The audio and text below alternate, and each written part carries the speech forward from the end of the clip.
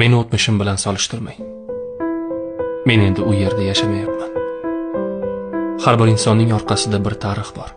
Xatolari, yiqilishlari, adashgan yo'llari bilan. Ammo o'tmish faqat saboq uchun. Uni hadeb yuzga solish odamni ortga tortishdan boshqa narsa emas. Inson o'zini o'zgartirishi mumkin. Alloh kechirgan bo'lsa, odamlar ham kechira bilishi kerak.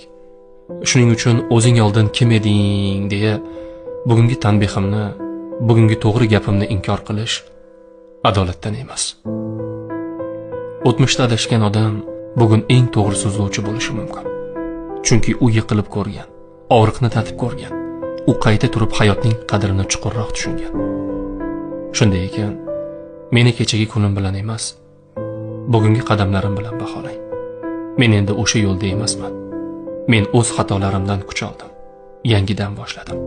Va bugun aytayotgan har bir so'zim kechagi xatolardan emas, bugungi to'g'ri qadamlardan tug'ilgan haqiqatdir.